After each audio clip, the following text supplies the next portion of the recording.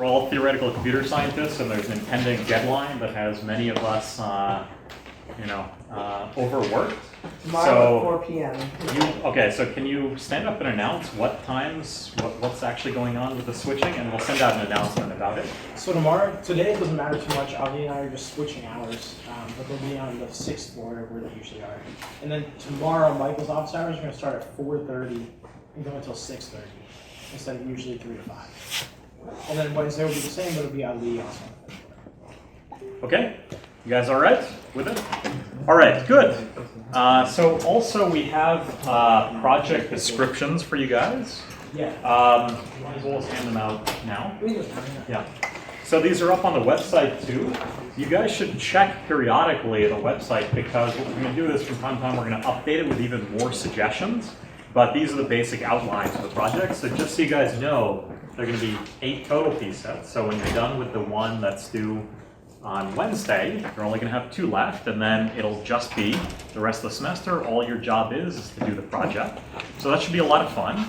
Actually, the project should be one of our highlights too, because we get to show you what are other areas that we're excited about. So all 4 of us have had a lot of input on what the actual project descriptions are. And for each one of them, I think you'll find at least one of the 4 of us will be really excited and is very connected to our own research. So that's quite fun. Today, what we're going to be doing is we're going to be covering interior point methods. So let's do a quick recap of last time as usual.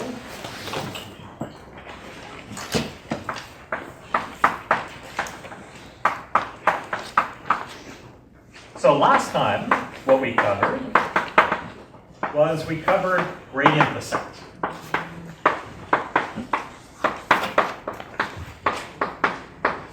Which is one of the world's simplest greedy algorithms. You're trying to minimize some convex function. And all you do is you go in the direction of the gradient, of the negative of the gradient, to try and minimize it. Now, gradient descent is something that can be analyzed for many different settings.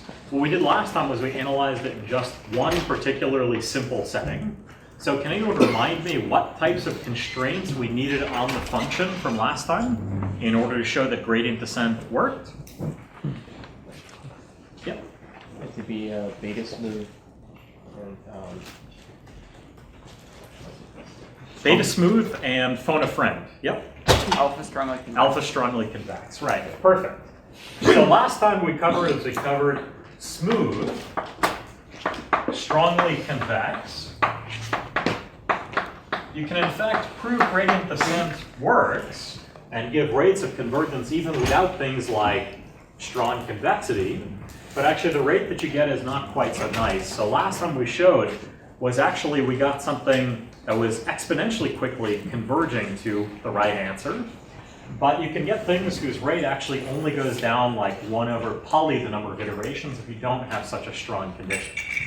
So today what we're really building up towards are some of the ideas of gradients and Hessians towards being able to analyze what are called interior point methods.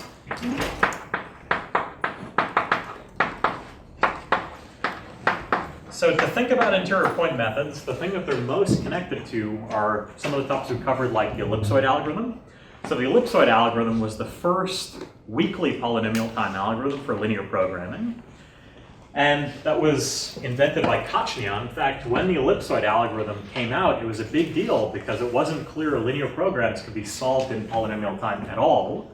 And Kachnian's work actually made it all the way to the New York Times. The next time that optimization was in the New York Times was actually interior point methods. So this is work of Carmarker, which we're going to give a slightly different view, which is following Nesterov and Nemirovsky. So the way to think about this is that it's a completely different approach to doing things like convex optimization, which has some very neat geometric insights that are different than the ones we've developed so far. So what's the setting we're going to be interested in? So the setting is just minimizing some linear function, C transpose X, over some convex domain, capital K. So K here is convex. Now what we did for the ellipsoid method was we forgot about the optimization problem. We actually put the objective function into the constraints, And what we did was we just turned it into a feasibility question where we were looking for any point in the region. And either we tested the center of an ellipsoid and that worked already, or it gave us a way to reduce the volume of the ellipsoid that for sure contains where the body could be, and then we made progress that way. Instead, what we're going to do this time is we're going to consider a different optimization problem and deform it into this one. So that's the basic idea. So the new approach is to consider the following. And I'll draw some pictures to give you some geometric insights about this, is we're instead going to work with the following optimization problem. We're going to minimize t times c transpose x, where t here is just the scalar, and we're going to add in some penalty function, f of x, that itself is called a barrier. So the idea of this barrier is it's going to act like a force field that prevents us from actually getting outside of the convex body. So the idea is that what we need out of this barrier, we're going to need several properties of it in order for the analysis to go through. But the simplest property, which is what lends the intuition behind this idea, is that we want the barrier to satisfy that as we take x going to the boundary of k. So as it starts off from within k and gets closer and closer to the boundary, we want this barrier function to explode to infinity. So the idea here is that f of x, capital F of x, acts like a kind of force field preventing you from getting outside of k. And it gives you some new cost function, some new optimization problem, which as you change the scalar, it changes how much you take into account the barrier function. So as you start off taking t equals 0, then what's going to happen is you're completely ignoring the linear objective function that you care about optimizing, and you're only caring about the barrier functions. You're finding something inside the set k. But as you increase t, you're caring more and more about the original objective function, and that's going to force you closer and closer to the right answer. So let me draw a picture to give you some intuition behind what's going on here. So let me first add a little bit of nomenclature, which is that what we're going to consider today, and this is the heart of the analysis, is considering this object. We're going to let x star of t actually be the arg min, so the solution for this optimization problem star that we're considering, as a proxy for the original optimization problem. And now one of the central objects that we're going to work with is we're going to work with the following set. We're going to look at x star of t, the actual trajectory it traces out as we modulate t from 0 to infinity. This thing right here is actually called the central path.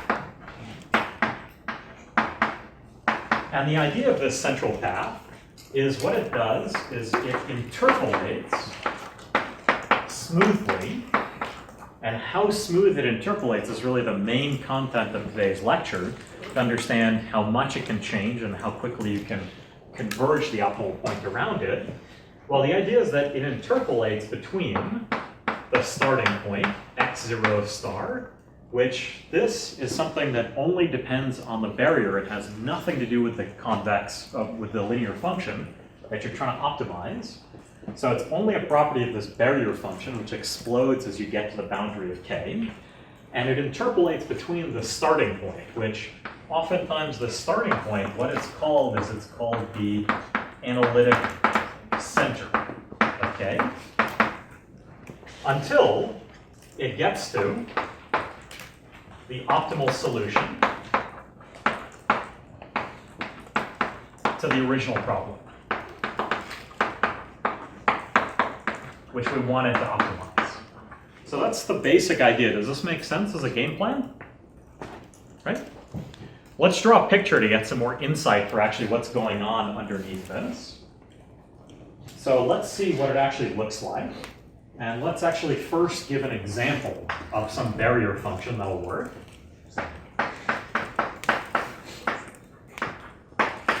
So you can keep this in mind as actually a concrete thing that you can do, how you can construct the barrier. So let's return to a familiar case. Let me let the set k be defined by some linear inequalities. So we're actually in the setting of linear programming now, where we're looking at all of the x's that meet this family of linear constraints. So when I plug in that set for k, all I have is the familiar linear programming problem where we want to find the optimal solution. And in this case, what a good barrier would be is the following. We can choose what's called the log barrier. So f of x is actually going to be the sum from I equals 1 to m, where this matrix right here is itself m by n, so it has m constraints. And we're adding a term in the barrier function, 1 for each of those linear constraints. And what do? Is we look at what's called the slack of the inequality. So we take our solution, and a times x is supposed to be less than or equal to b. So all we do is we look at the ith coordinate through that, and we compare it to the ith entry of this right-hand side. So this is something which, if a times x is less than or equal to b, then we get something inside of all of these different logs that's really non-negative. But as you get closer and closer to the boundary, so as one of the constraints actually becomes tight, then this value approaches 0, which means the barrier explodes to infinity. So this is one example of how you could actually set up this framework with a particular choice of what this barrier is that's going to do the trick, that as you increase the value of t, you're slowly going to move from the original solution, which is called the analytic center, that just has to do with the geometry of k via this barrier function, has nothing to do with the objective function, until you actually converge to what's the optimal solution. So let me draw a picture just to make this more concrete now. So let's see what it would look like in this setting.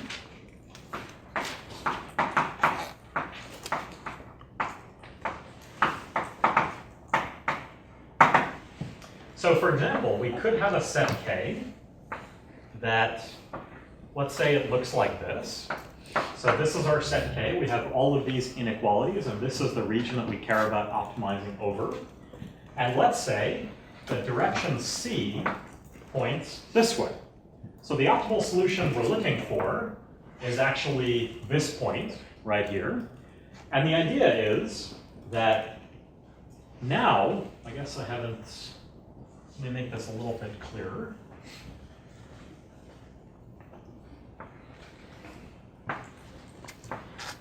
Then the optimal solution is here. Now we can say is, if we start off with the value of t being 0, we start off with some analytic center, which is really just the point we would get at when we have a balance of all of these different force fields acting from the different supporting hyperplanes of this convex body.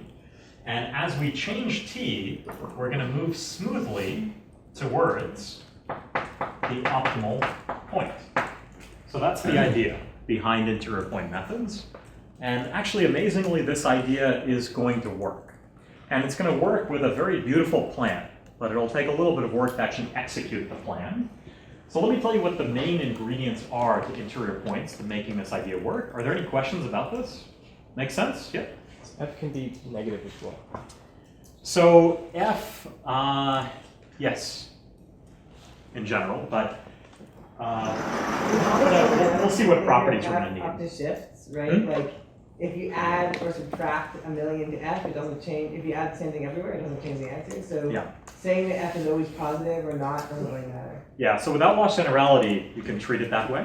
At least assuming the domain is compact. Exactly, because what you really care about is just that it explodes to infinity. Otherwise, it's not, if you were to add in some constant here, it wouldn't change anything about what the actual optimal point is.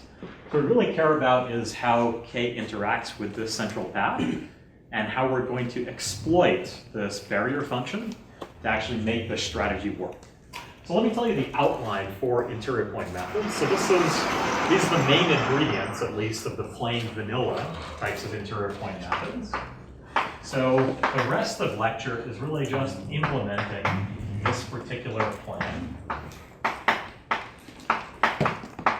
So we're going to cover something which is called Newton's method.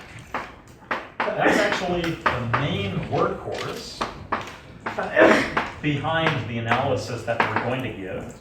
And what Newton's method does for us is it's going to tell us the following fact. It's going to tell us that if we are close to x star of t, let's say for some concrete value of t, then it's going to tell us a simple iterative scheme, which is what Newton's method is, which itself is going to converge quickly, namely quadratically. So we'll get into what this means in a second. So the idea is sometimes it can be hard to get exactly on the central path, but imagine that you're very close to it for some particular value of t. The idea is that this optimization problem itself, this objective value, is itself well behaved enough that if we're close enough to the central path, we can get very quickly to it. We can converge very quickly to x star of t. So that's the first ingredient, as we're going to study guarantees for Newton's method, and I'll tell you what exactly it is. The second ingredient is that actually from x star of t, imagine that we found the optimal solution or a nearly optimal solution to that optimization problem for some concrete value of t. The idea is that we can use this as a starting point to find the optimal value for some larger value of t. So from x star of t, what we can do is we can consider some t prime that's larger than t, so it's further along the central path and getting towards the optimal value. Well, we're going to be able to show that from x star of t, we can consider a larger value, t prime, and we can still converge starting from x star of t to x star of t prime, and we can do so quickly. And the final ingredient is just that there are actually fast methods to find the starting point, to find x star of 0 to begin with. So these are the ingredients behind it. Is this last thing we're actually not going to cover in class, but you'll just have to believe me about that one. And once you start off at this analytic center, x star of 0, the idea is you're going to try and increase t as much as you can. So from wherever you are for some value of t, the fact that Newton's method, when you're close enough to the optimal solution, is going to converge very quickly to the actual optimal solution, will tell you that even if you're the optimal solution to a lesser value of t, you can converge quickly to an optimal value of a larger value of t prime. And the name of the game then is how much we can increase t to t prime and still get this type of convergence. So that's the mechanism by which we're going to execute this plan, is that we're going to start from the analytic center and we're going to increase t as quickly as we can. And that'll be our guarantee that we're actually close to the optimal solution when we're done with not too many rounds. Yep? So 3 you can only do for specific problems, right? 3 you can only do for specific barriers. Yep. What is the symbol next after the 2? What are we converging quadratically to? To it. It. Thank you. This guy. So one thing I just want to bring up, for many, many interesting problems, 3 is basically obvious. For example, if all of your constraints are like symmetric around 0, then you know 0 has to be the center just by symmetry. Let's table that discussion until afterwards. What I claim is that we're not going to cover 3 anyway, so I really just want to focus on 1 and 2, but that this is the meat of the plan. Yep. Are we just covering these for this particular log barrier, or are we going to consider? So we are going to cover these in an abstraction. We'll talk about what properties of the barrier allow you to prove things like Newton's method converge quickly, Right. and what other properties allow you to be able to increase t to t prime in a multiplicative sense. So actually, we won't be covering it we'll be covering it in abstraction. What are the properties we need of it? Yeah. It turns out the log barrier will meet those conditions. Right. And there are many other types of barriers you can do when we cover things like semi-definite programs later. There are other natural barriers that you can just plug into this framework and get results as well. but that's the setup. Any other questions? Makes sense? As a plan? All right, so let's do it. So the main thing that we're actually going to do is we're going to analyze Newton's method. So let me first describe Newton's method. Let's build up towards it. We're going to start with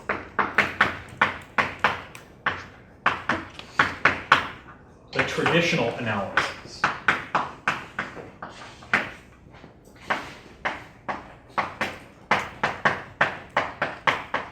Of Newton's method.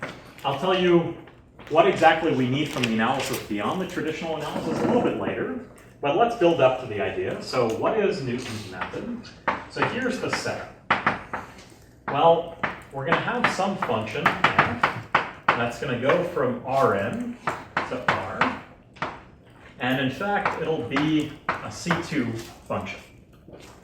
Now the idea is that then we already know, just from Taylor's theorem, things that we used heavily when we talked about gradient descent. We know that we can take f of x plus h and write it as the value of f at x plus h transpose times the gradient of f of x plus a term that depends on the Hessian.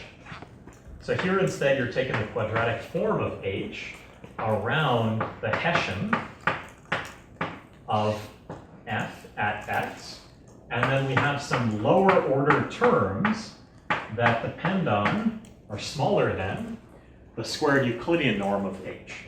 So this is the setup for Taylor's theorem, and now let's build up the idea behind Newton's method. So informally, the idea behind Newton's method is we're at some point x.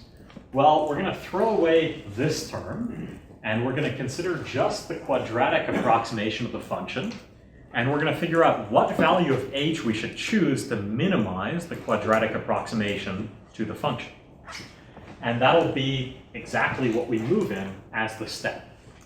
So what I claim is that in this setup, the argmin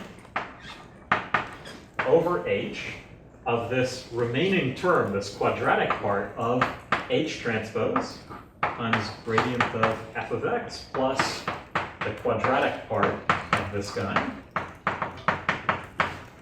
Well, that argmin itself, if we assume something like the eigenvalues are non-negative,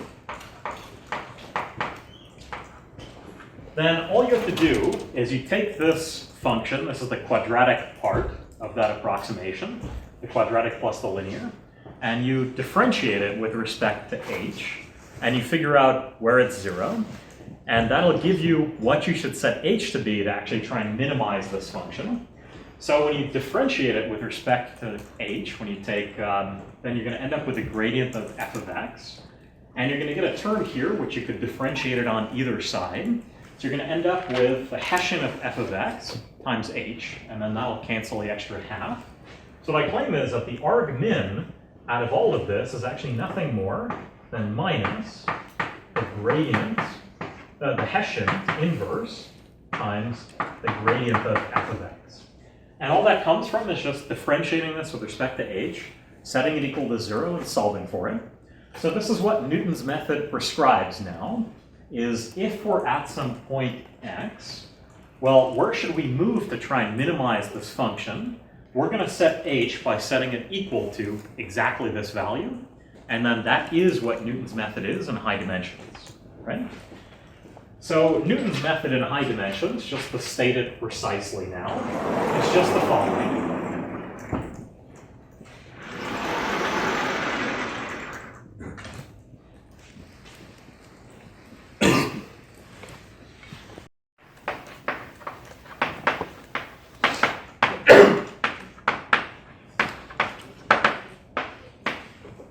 While you keep iterating the following procedure, you're going to update xk plus 1 to be the old value of xk plus whatever is this optimal choice of h that comes from the quadratic approximation of f around the current point. So that's Newton's method. this is going to be the workhorse behind the interior point methods that we're going to cover. Is there a question? No? Yeah. Why is it important for the eigenvalues to be non-negative again? Well, if I want to say that this is actually the minimizer, so you can think about it as if I'm taking my quadratic approximation, I don't, even just in one dimension, I'm saying that the minimizer should be where the derivative is 0. Well, it could also be the maximizer if it's flipped, for example, so that's the only reason. But this is what Newton's method is. Yeah? That's on the right way. Yes. Exactly. Any other questions? Yep. Isn't the Hessian positive definite? Yes, Convex. for convex. Okay. Newton's method actually has interesting guarantees even in non-convex settings. And that's where we need the guarantee about eigenvalues? That's exactly, because we're not necessarily assured of that.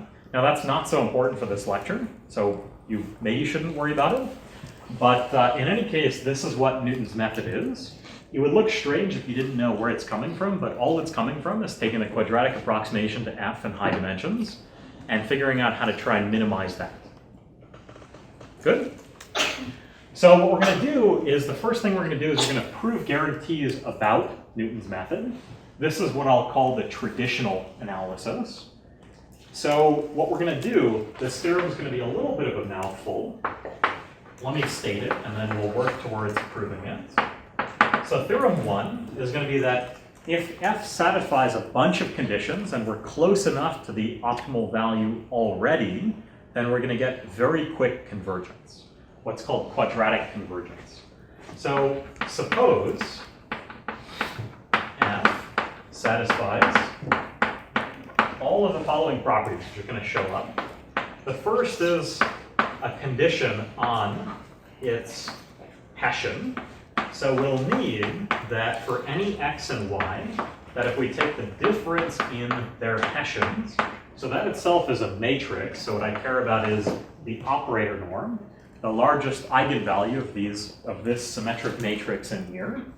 Well, I want this to be bounded by something times the norm of the difference between x and y.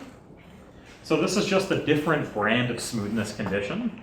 You remember we had the beta smoothness condition was a condition about how quickly the gradients of f could change when we move from x to y based on the norm of the difference between x and y.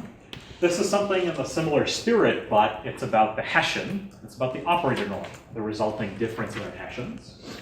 Now, what else we're going to need is we're also going to need that around the optimal point x star. So this is the, all we'll need actually in the analysis, just that it's a local optima. And this is where it could have interesting guarantees, even if it's not necessarily a convex function. What we're going to need is we're going to need a lower bound on all of its eigenvalues. So eventually we're going to be using this symbol a lot when we talk about semi-definite programs, but what the symbol means is just that we have an operator on the left, and we have an operator on the right, that it's mu times the identity. So what this means is just that if we moved mu times the identity over to the other side, so we have this operator minus mu times the identity, we want that resulting thing to have non-negative eigenvalues, which is the same thing as saying that we want this operator, all of its eigenvalues, to be lower bounded by mu. That's what this condition means. We'll see where exactly it's going to come up. Does anyone have any questions about what this notation means? Make sense? And the final condition, I told you there were a lot of conditions, is that we need that our initial starting point is not too far off from this local optimum to begin with. So how close will we need it? Well, we'll need it at most mu over 2 times r, where r is the same parameter that showed up here. Well, then what we're going to show from all of these different results, if we have an f that satisfies all of these 3 different conditions, what we're going to show is that the distance from our iterate to the local optimal point, x star, is going to go down very drastically. That itself will be at most r over mu, some scalars that are going to show up here, times the square of the distance between xk minus x star squared. So this is what's called quadratic convergence, is that if you are already really close to begin with, you get super close after actually doing one more step of Newton's method.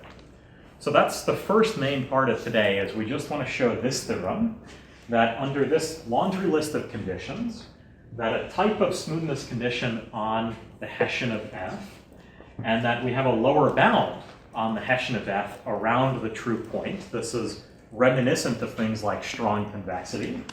And also that if we were close enough to begin with, then that implies that our iterates actually converge very quickly to the right answer. Yeah? If you look at a set of points that satisfy condition 3, do they form a convex shape? Condition 3. Yes. Oh, this is just a Euclidean distance. Right, but I'm saying if you go far enough from a local optimum that's not a global optimum, Uh-huh. wouldn't it start to get wouldn't the shape start to get weird? I'm trying to understand. Wait, so this set of conditions implies the function is convex and therefore it doesn't have local optima and global optima. Condition 2 already implies that. Yeah. Yeah. So there are analyses of Newton's method that work with different setups, but you should just focus on the convex case for the time being. All we're actually going to exploit is the fact that this x star that we're assuming here, just that its gradient vanishes around that point. Are there other questions? Yeah? So is 3 the implication has to be true, or the premise has to be true? Sorry, this is, I was running out of space Oh, okay. here. If all of these conditions are met, then we're actually going to get quadratic convergence. Okay? So this is similar to the setup of things like, gradient descent on smooth and strongly convex functions. We proved as a prerequisite along the way to showing that the objective values decrease very quickly to the optimal value was actually showing that the distances to the optimal point decrease too. And these are the conditions that we'll need in order for Newton's method to converge quickly in terms of distance to the locally optimal point. So does the theorem statement make sense? Are there any other questions about it? We're going to prove this theorem, and then we're going to build up towards fulfilling this plan. So let's prove this theorem. The proof's not too bad.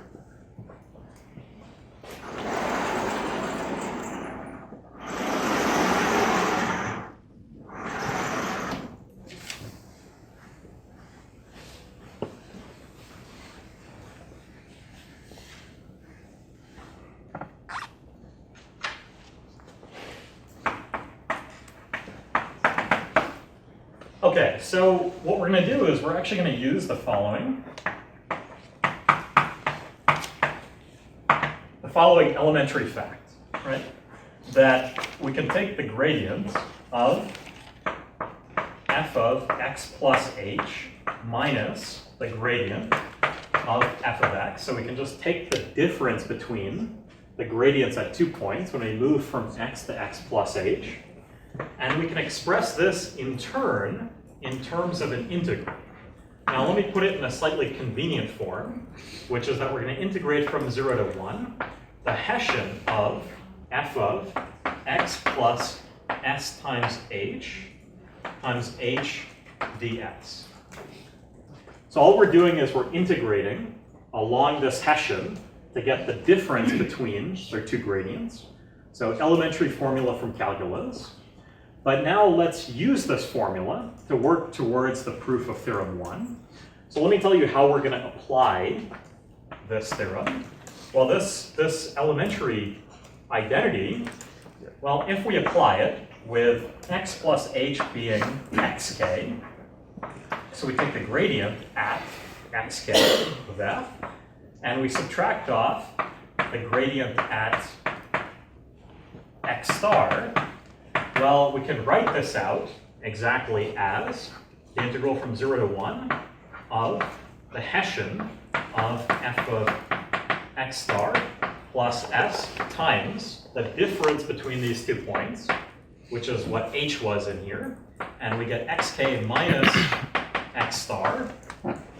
This is all times xk minus x star ds, right? So this is just applying this elementary identity in this particular case And this case is going to be a building block of actually proving this theorem. But one part is already easy, so which term is 0 in this? The gradient at x star. Yes. It's a locally optimal point. So this is the formula that we're going to exploit to work towards the proof of theorem 1.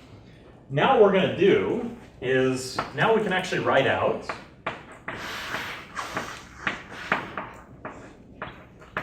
what our update rule is. So if we look at xk plus 1 minus x star, well, ultimately we want to bound the norm of this difference and show that it's shrinking very quickly compared to what it was to begin with. And if we write out explicitly what Newton's rule is, well, all we're going to get is we're going to get the old point minus x star, and then minus what the change was in going from xk to xk plus 1, which is nothing more than the Hessian at xk inverse times the gradient at f of xk. So this is just writing out explicitly what our update rule is. Now the idea is that what we're going to do is we're going to plug in this value in for this guy right here. Because we already have this nice formula above it for the gradient of f of xk. And that's going to allow us to do some manipulations that are going to build towards the proof of theorem 1. So let's do that. And the other manipulation that I'm going to do in here is something that looks a little bit strange, but after all, we have this term sitting out front. So let me rewrite this term in a kind of strange way, where I can just multiply first by the Hessian of f of xk inverse out front, multiply by the Hessian of f of xk, and then times x minus x star, right? So all I'm going to do is I'm going to take this elementary formula, I'm plugging in this more complicated expression for xk minus x star, and then I'm going to plug in this integral for this gradient. So let's see how that works.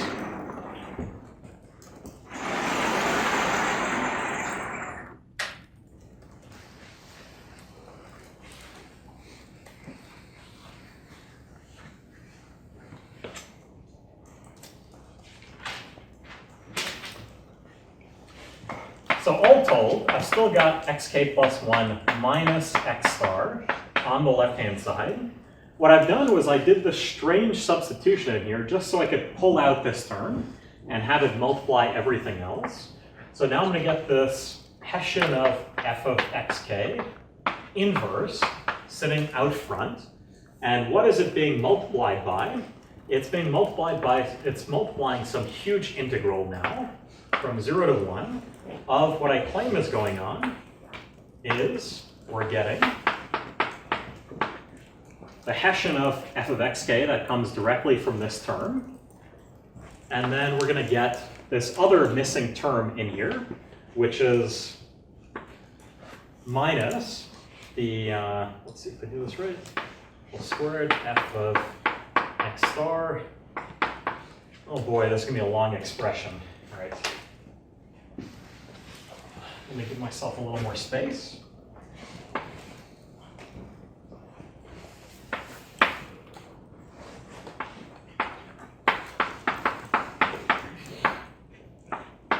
Oh, doing algebra on the board is not always fun. So let me just write this down and then I'll show you where exactly it came from to begin with. Okay, so if you look at that integral we have upstairs for this gradient of f of xk, which terms that's contributing to are, we have this term right here, times this term, is where this term ended up being. And for the remaining term, we have this guy, times this guy, times this guy, is what gave us that missing part to begin with. So does that make sense? Let me take a pause in case you guys have a question about the algebra, but we're almost done with the proof of theorem 1. Make sense? I'll give you a minute to stare at it.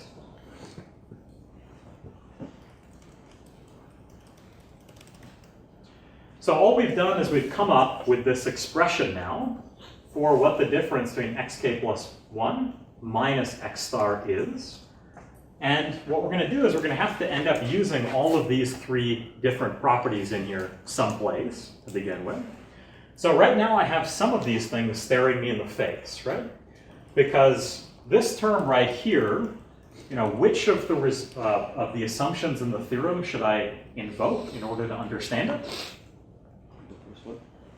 Yes, exactly.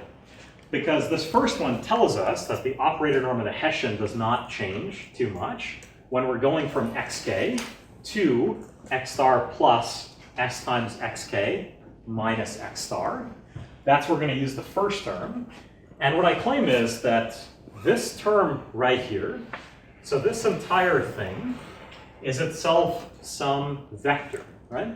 Because as long as you don't lose sight of what's going on underneath this algebra, we have a vector times some operator here that comes from these Hessians. And in turn, what I claim is that this entire thing, this vector itself, is bounded in norm by, well, we're going to get from the first condition right here, we'll get that the operator norm of this resulting difference in the Hessians is at most r times the difference in the norm vectors. So when I take these two norm vectors in here and take their difference, I'm just going to get an s sitting out there times r times the difference in their norms, because that's how much they differ by. And then I'm going to get an extra squared for this guy right here, because I'm taking its inner product with it. So at the end of the day, what I'm getting is I'm getting the difference between these two vectors as bounded by this inverse Hessian times some vector, which inside we're just taking the integral of some vector whose norm is bounded by this quantity. So what I claim is that now if I integrate, so at the end of the day, what this is going to give me is it's going to give me the fact that xk plus 1 minus x star is itself bounded by the operator norm of the inverse Hessian at xk. This is the part that just comes from this guy, times an r over 2 times xk minus x star squared. That's just because we have a little s sitting inside here, and we're integrating along s, because that's our variable, from 0 to 1. So we're going to get an s squared over 2, and we plug in 1 and 0, and we, lo and behold, get a half. That's multiplying this thing. But all we're doing is we came up with an expression for this left-hand side, which we care about actually bounding. We got it times this operator, times some integral over a vector, and all we're doing is we're bounding the inside, the norm of this vector, and then we get out this expression. So what I claim is that now, just to finish the proof of the theorem, there's only one thing that's missing. Now, what type of assumption that we started off with for theorem 1 looks like it should be able to handle this type of term right here? So this term we've already bounded, because we have r over 2 times the original norm that we started off with, squared. But what type of assumption looks like it's on the way towards this? Yep. 2, exactly. But what's wrong with just directly applying 2? So I'd like to just conclude that this guy is at most mu, and just call it a day, but that's not quite right. It only applies to the local optimum, right? That's the only thing that's missing. It's just what I claim is that it turns out that we can bound, and I'll prove this claim for you in a second, that we can bound this operator norm by, instead of it being 1 over mu, it'll end up being at most 2 over mu. Because the same way that we started off with an eigenvalue lower bound for this Hessian, which was at least mu, we're going to be able to get an eigenvalue lower bound for the Hessian of f at xk, which is mu over 2. And that's the way we're going to finish this proof. So that's the one missing step. Yeah? So how do you get a square over SR times norm squared? It should not be just norm, because... So where does the square come from? Is first I have that the operator norm of this difference in operators is itself bounded by r times the difference between those two vectors, the norm. That gives me one norm.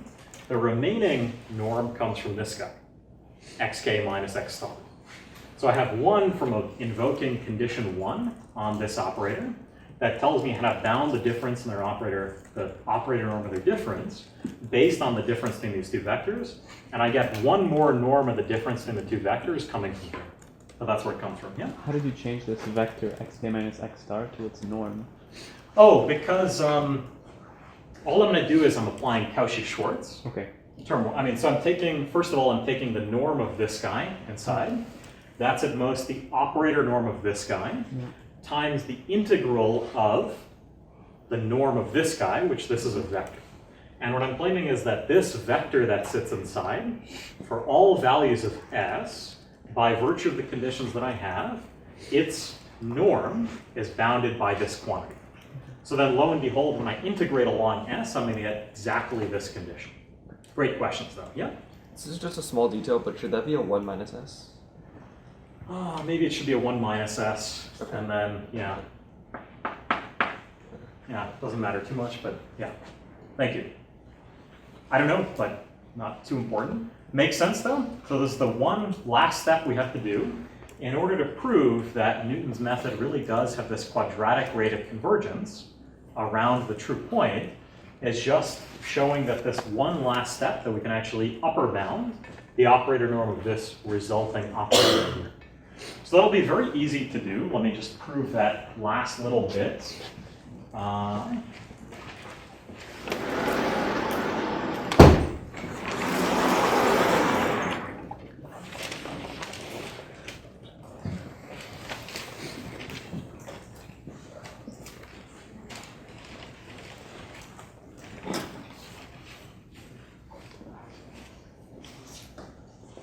All right, so to finish up the proof, here's what we're going to do. What I claim is just the following trivial identity. Let me give myself a little space in here.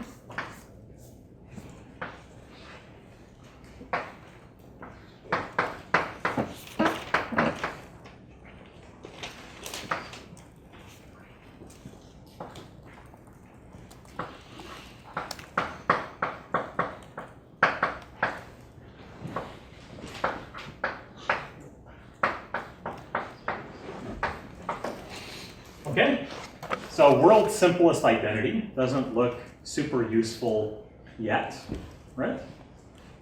But here's the idea, is that we really care about this operator. So what do we want to bound about this operator in order to finish the proof? Just to make sure we're all on the same page. Which corresponds to what about that operator? It's a minimum eigenvalue, right? We care about its minimum eigenvalue so that when we take its inverse, we have an upper bound on the max eigenvalue of this resulting thing, which is what finishes our proof for Newton's method. So what I claim is just a simple identity. What it actually tells you, since these are, it's easy to check, for example, when these are symmetric matrices, that if you take the minimum eigenvalue of this guy, it better be at least the minimum eigenvalue of this first part minus the maximum eigenvalue of their difference. One way to think about this is, since these are symmetric, all I'm doing is I'm looking over all unit vectors h of what the smallest quadratic form could possibly be on this guy. Whatever that h is that achieves this left-hand side, when I plug it in here, I get at least the minimum eigenvalue of this guy, just by definition. And for this guy, I'm at most subtracting off the max absolute eigenvalue of that guy, worst case, right? So now we're in good shape in here, because what do we actually know? We know that this guy right here is at least mu. This is by assumption. That's actually the assumption that we started off with. Now, what about this guy right here? how much could we possibly be subtracting off? So does anyone have an idea of what we should use to bound that to finish the proof? Exactly. Exactly. So 1 and 3, the combination of the two. Let me start off just with 1. So this guy itself, the max eigenvalues at most, are times the difference between these 2 points, which in turn, all that's using is it's using fact 1. And in turn, when we use fact 2, we're going to get a value of at most mu over 2 out of this. You 3. Sorry, yeah, fact 3. So that's actually what completes the proof now, is because our starting condition ensured that we were so close that we can actually use that bound here, and we get, in sum total, we get the lower bound of this minimum eigenvalue is at least lambda over 2, which means this guy is at most 2 over lambda. And then lo and behold, we have exactly the thing we're looking for, which is we have 2 over mu times r over 2, so the 2's cancel, times the square of the difference between the square of the norm of their distance. So that in total gives us this quadratic rate of convergence, right? So, yep. To make the last step work on the right, we also need xk closer to x star. Yeah, so what you should really check is that if you have these conditions met, then it's going to be true for, starting from x0, it'll imply it's true for x1. Sure. And that then, that in turn is going to imply something for xk, but let me leave it just as that instead of worrying about that little detail, but you're absolutely right. Sure. So does this make sense? So now we already have one of our main workhorses, right? Which is, that's the first workhorse in this recipe. Newton's method, when it's close enough to the optimal value to begin with, it's actually going to converge at a very quick rate to the optimal value itself. So this is the first part. But see, there was this funny business that I told you that this is really only the traditional analysis of Newton's method. Now there's something actually very unappealing about this statement of the theorem. It's a perfectly good theorem, but for our purposes, one of the big issues is that this theorem's guarantees are not stated in what's called an affine invariant way.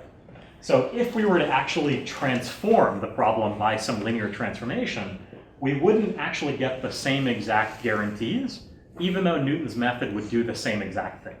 So let me explain what I mean by that. So what I'm claiming is that actually Newton's method is something that is invariant under transformations of the space in an invariant way. So let's consider the following thought experiment. This is just to get a handle on what Newton's method is doing. So what I claim is, what if we apply the following transformation to our space?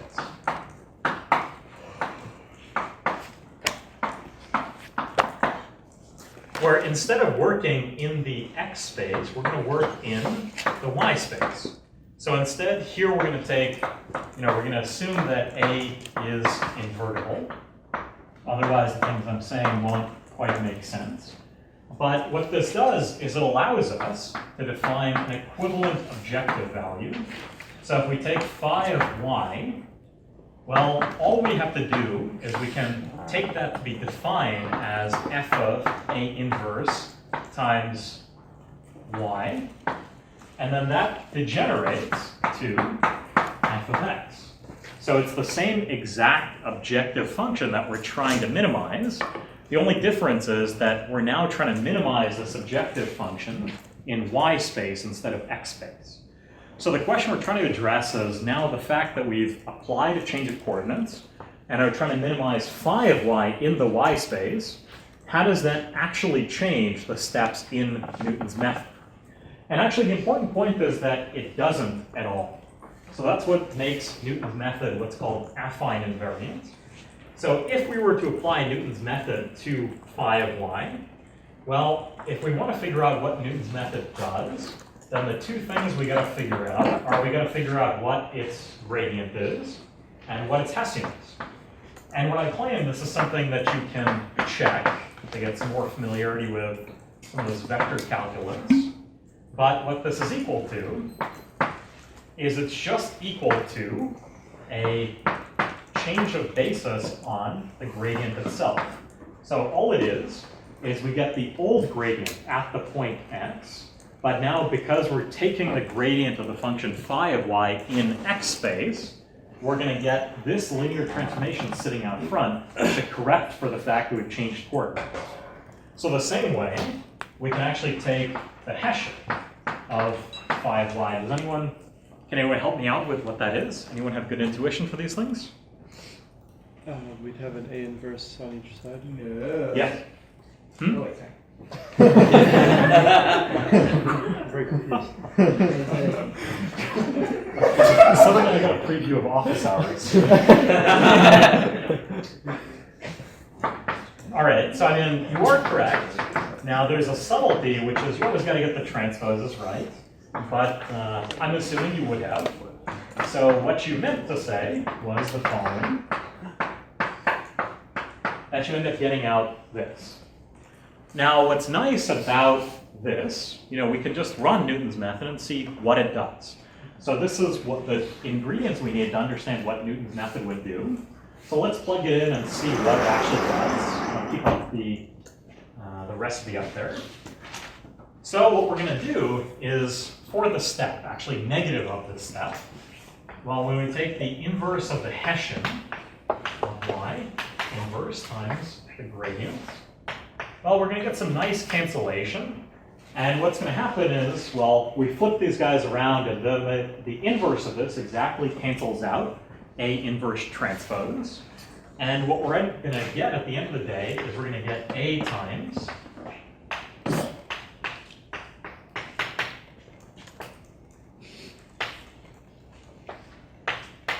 this inverse Hessian times this gradient.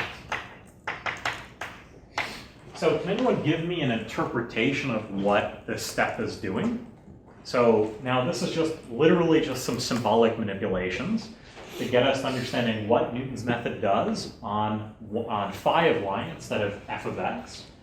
But can anyone abstract from this and tell me what actually is happening? Yeah? Minimizing the approximation, the quadratic approximation. It is. Yep. I was looking for slightly different wording. Yep. It's applying Newton's method to x and then multiplying by a. Exactly. So all it's doing is we've hidden x from Newton's method because we've instead applied this transformation y equals a times x. All it's doing is it's going back to the x space. So whatever y you feed into it, it's figuring out what the corresponding x would be. Then this guy right here is just the familiar thing that we get from Newton's method on f of x, and then it's transforming back to the original y space.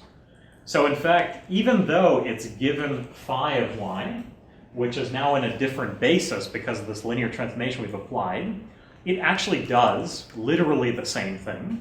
So what's nice is that this is called affine invariance, that the actual directions that Newton's method takes and what the iterates are do not change at all when we actually apply this transformation A to a problem. But the difficulty with theorem 1 is that the conditions we started off with and the conclusions that we ended up with, even though they were more pleasant to state than the things that I'm about to state, well, they have the undesirable property that they're not affine invariant conditions.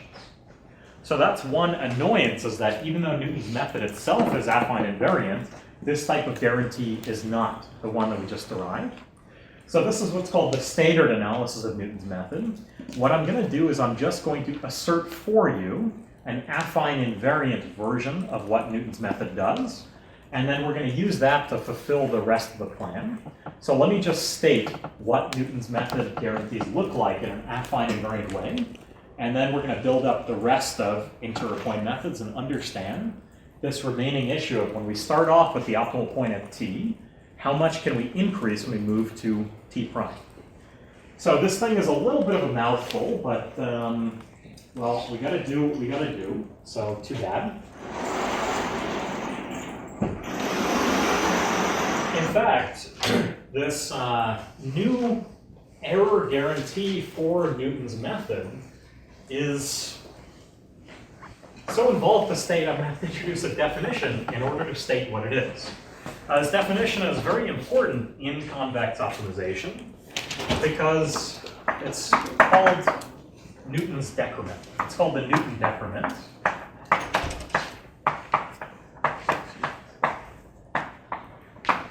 It's something that characterizes what the radius of fast convergence is for Newton's method. So what it is we're starting off with some function little f that we want to minimize. And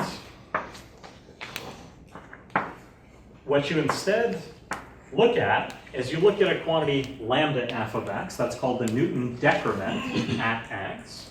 And all it is it's this kind of strange expression. Well, it's the gradient of f of x transpose applied to the inverse Hessian times the gradient of f of x. So quite strange, but it is what it is.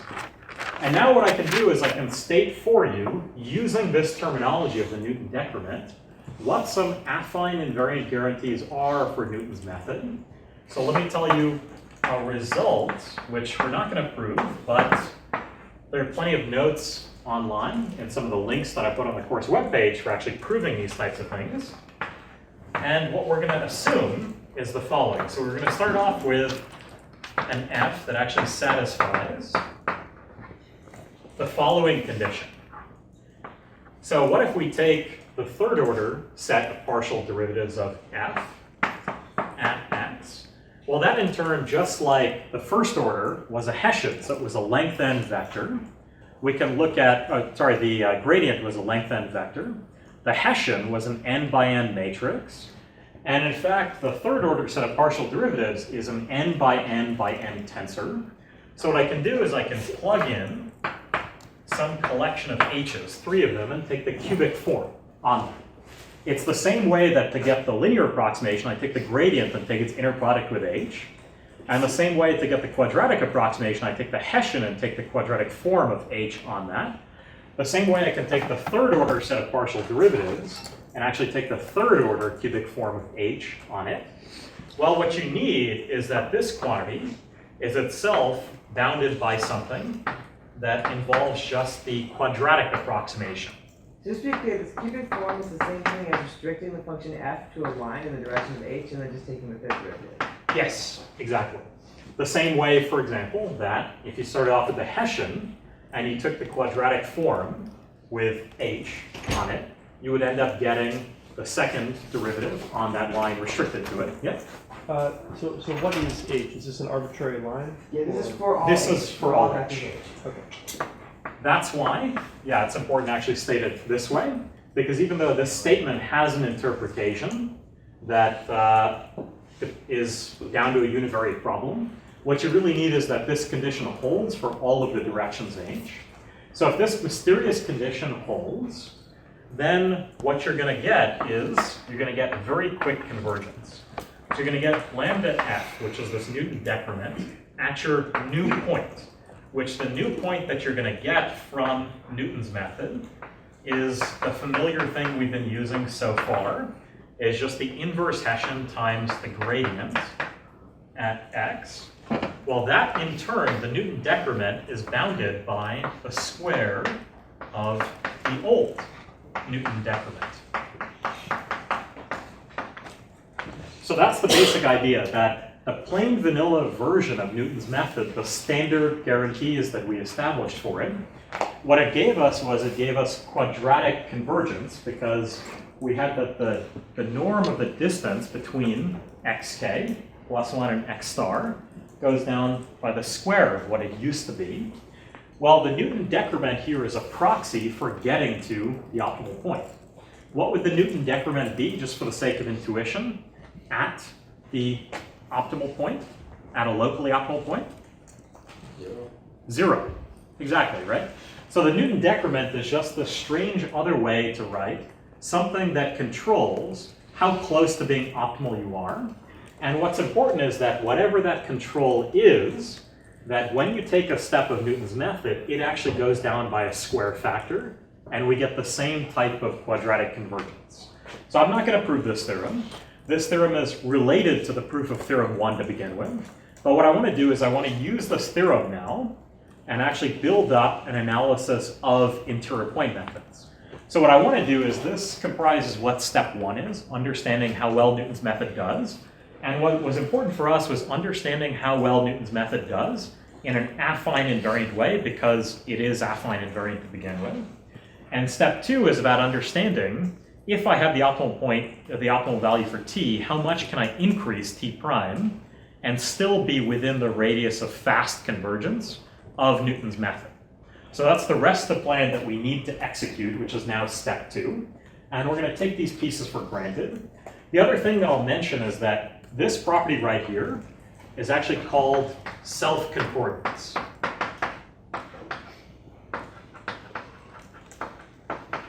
So this is the first important property that we're going to need of functions. It'll show up as it applies to the barrier function we care about. So this is the way that, remember in the beginning of class, I got asked this question: are we going to analyze interior point methods for the log barrier? Well, what we're going to do is we're going to analyze how interior point methods behave for a class of functions, of which this is the first condition we're going to need. We're going to need one other condition to execute step 2. Yep. I think you're missing a close run on the... At the end of the first. Wait, where does the close run go for the... At the end of the last left line? half. Left half of the last line. Which line? This? Last line. Yeah, on the left half. The left side. I think you're missing a close run. Yes. Good. Okay, cool. All right, I was worried I might get a compile error otherwise. Thankfully, boards are more forgiving, but yes, thank you. All right, so let's execute step 2. That's where we can actually realize this plan that we've set out to prove. So let's do step 2. So we have this notion of self-concordance in mind now, and let's move on. So here's the idea. We're not going to need theorem 1 anymore, so I'm going to erase that.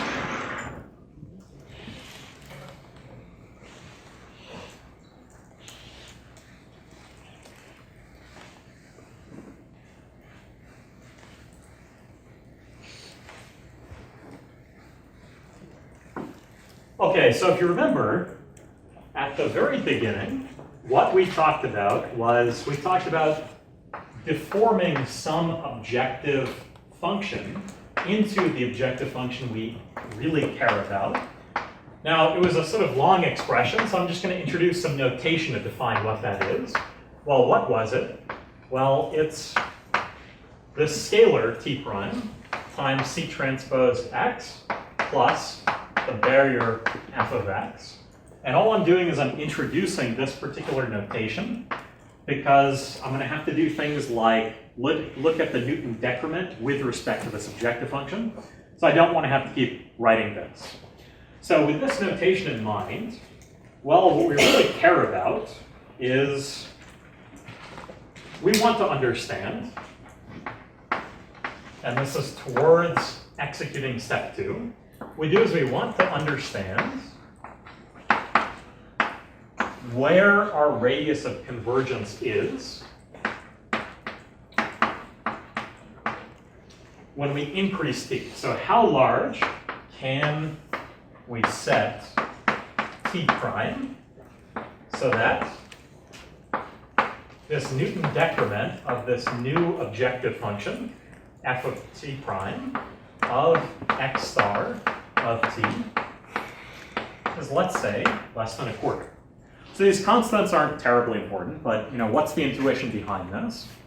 Is that this is towards executing step 1. This is, we're assuming that we're fed in an optimal point, the actual minimizer, of the old objective value for some smaller value, t, which is smaller than t prime. And now when we change instead from t to t prime, we get a new optimization problem that depends on f of t prime. And that, in turn, we want to understand whether or not we're in the radius of convergence for Newton's method when we've increased to this value t prime. So we really care about what's the largest we can make t prime moving towards infinity, which is the thing we want to get towards, so that our starting point is still something that we can converge quickly from. So does this make sense as a goal? Yep. As opposed to what? So if that number was too big? Right, so this number is something which here roughly squares. So we need to be able to plug in, if we had something which was, let's say, larger than a half, right?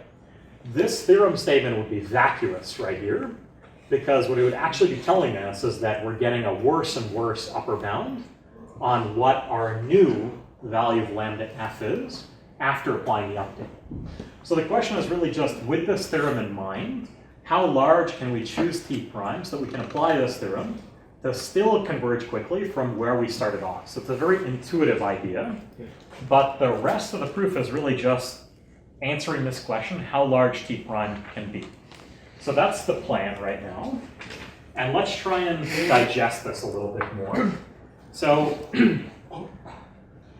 what I claim is, in order to even evaluate what this Newton decrement is, there's an awful lot of things going on in here. So let's write down at least what the gradients of these functions are. What I claim is that if we take the gradient of f of t prime, evaluated at x star of t, well, what we can do is we can write that instead as the gradient of ft of x star of t plus t prime minus tc. So all we're doing is that because t prime is larger than t, because it's different than t, we're just pulling out the part of this, which is the scalar t times c transpose x, and we're removing that from the other term, which is t prime minus t times c transpose x. And then lo and behold, when we take the gradient of this overall function, we get the gradient of the old function for the old value of t, plus the gradient of this additive change in the linear part, right? Now, this part right here is 0, right? Because by definition, we're actually at the optimal point of this old objective value, so its gradient is 0. So this is a much more convenient expression for one of the ingredients that's going to go into what the Newton decrement is. So that's the first part. And let's finish understanding what the Newton decrement is.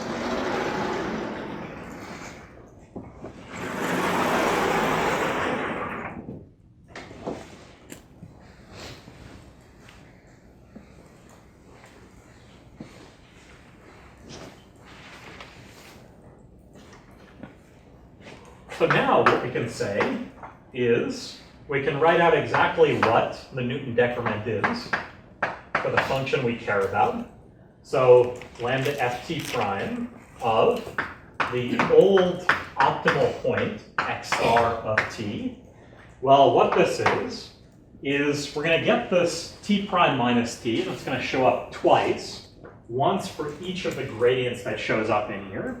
So I'm just going to pull it outside. We're going to get t prime minus t all times the square root of c transpose, the Hessian at ft prime, evaluated at what point? The old point, x star of t, inverse times c. So this is just writing out what the Newton decrement is at the point we care about, which is x star of t. And I'm just plugging in the expression we have for what the gradient is. Now, what I claim is that this guy right here is actually just the Hessian of the barrier at that point. So does everyone see why that is? Yep. The linear part goes away. The linear part vanishes. Exactly, right?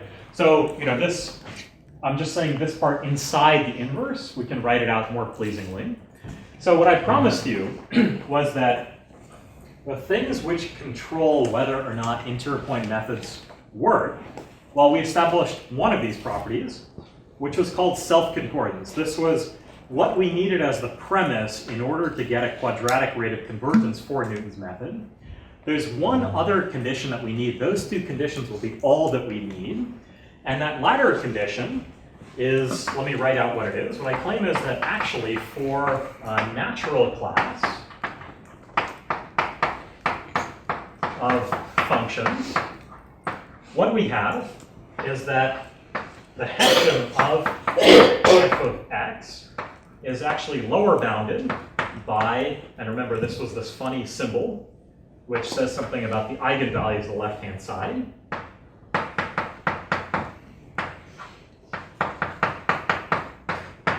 This guy.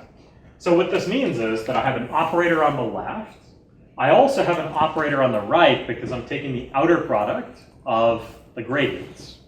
So what I'm saying is that if you take this operator on the right and subtract it and move it over to the left-hand side, that what we get is an operator, all of whose eigenvalues are non-negative. That's what this constraint means. This is the last property that we need. We had this property right here, which is self-concordance. This is another important property that depends on this parameter nu. Those two things are going to be enough to actually finish the analysis of interior point methods. So let's assume that we have this property, and then at the end I'll just write down the list of properties that we've assumed. Yeah? So what's the argument inside x star? Or yeah. This is x star of t. Because after all, that's our argument to the Newton decrement in here. So all that does is it shows up exactly in all of these different places, right? So literally just following the definition. But now we're in great shape in here because what I claim is the following. So we're going to collect one more fact in here, which is that the gradient of ft of x star of t, well, we know that that's equal to 0 just because this point is optimal for this objective function. But in fact, we can write it out explicitly another way, which is it's actually equal to t times c plus the gradient of f at x star of t. So this is great because what this means then is we can now write out c as being negative gradient of f of x star of t over t. So when we look at the Newton decrement, we have the gradient of f at this point showing up twice for these two different c's. And then we have that this operator, which we're actually ultimately taking the inverse, is actually lower bounded in an eigenvalue sense by this guy right here. And that's great for us, because what this means at the end of the day is that all these facts together mean that the Newton decrement ft prime at the old point, which was optimal, it itself is bounded by t prime minus t. That's what I got from here. I'm going to get 1 over t because of these two 1 over t's that show up inside due to substituting for c. And at the end of the day, what I'm going to get is I'm going to get a root nu because I'm really taking the inverse of this operator and then taking the quadratic form of the gradient of f at x star of t. So at the end of the day, this actually implies exactly what we're looking for. And now what this means is that if we want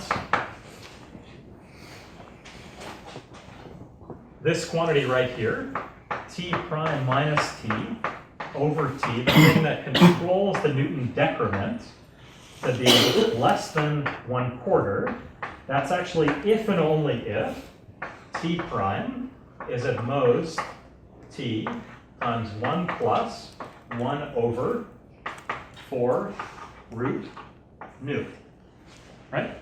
So all I'm doing is I'm taking whatever this thing is on the right-hand side that controls the Newton decrement, and I just want to know how large I can set t prime so that lo and behold, the thing that controls the Newton decrement is less than 1/4 as we wanted.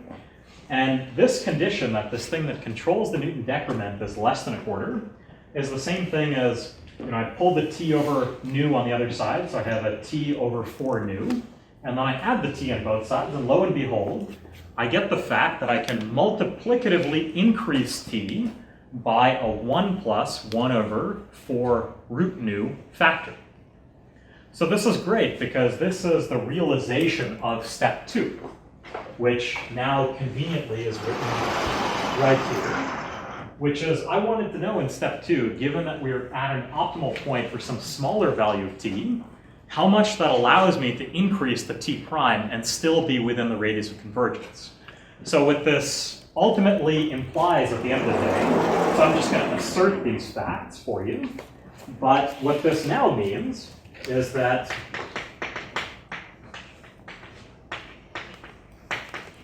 this gives us a bound on the number of iterations we need from Newton's method. So it's not hard to show that in order to get via interior point methods an epsilon approximate solution, that at the end of the day, what we need is we just need k to be order of root nu log nu over our starting t0. We actually assume that it's strictly above 0 in order to get this to work. This many iterations, because that's how much time it would take me to actually boost the, that's how much time it would actually take me to boost from time t0 to some time nu over epsilon. And then what you do to complete the argument is you show that if you're actually at a large enough value of t to begin with, well, really, we don't want to take t to be infinity to actually get to the right point, but just if you have a large enough value of t, then you actually are close to the optimal point. So this is how the overall structure of the argument works, is that what we really needed was we needed the following facts. So collecting the different conditions we needed. So the first fact we needed was the thing in order to get convergence bounds for Newton's method is just that the self-concordance condition is met, which was exactly this expression. And the second condition that we needed at the end of the day, this was the thing to actually be able to get some control over the actual Newton decrement itself, is that we needed the Hessian of f of x was always itself lower bounded by 1 over nu times the gradient of f of x times the gradient of f of x transpose. So these two terms in together are actually called a new self-concordant barrier. And what we showed was that any such barrier is enough to get interior point methods working. So this is great because it means that when you study other types of convex optimization, what you're really looking for, even if you want to do something fancier than something like the log barrier, is just some other barrier function that plugs in and gets you these two properties. And then you can utilize the analysis for interior point methods already to give you these types of guarantees on the number of iterations you need. Yep. So by number of iterations, you mean the number of calls to Newton's method? So I mean the number of times that you need to, that you multiplicatively increase t. So there's some extra Each time factor. you have to do gradient. So the amount, yeah, exactly. So Newton's method is so quick at converging that once you're within the Newton decrement ball, it's not many iterations per each fixed value of the increase of t in order to actually run that step. But this is overall the number of steps that you actually need in this algorithm is how much you can increase t as you go along. Yep. So this whole analysis was like the step 2 analysis was Yep. assuming we were right at x star. Yeah. Does this like degrade nicely if Yes. you solve it? Yes, but for ways that are not appropriate for, I mean, there's no reason to cover that in this version, but In particular, if your Newton decrement was not too big, then you're set. Exactly. And it all can be constant factors. So those are exactly the missing pieces that we haven't finished for interior point methods, are that you're not actually at x star of t. That's not a big deal. It's still fine. And that you still need to be able to find the original starting point to begin with, which is the analytic center. And that's actually all you need to finish the analysis of interior point methods. All right, so next time we're going to be doing a little bit of a switch of topic. We'll be doing multiplicative weights. So we're done with LPs and all that for the time being. Great.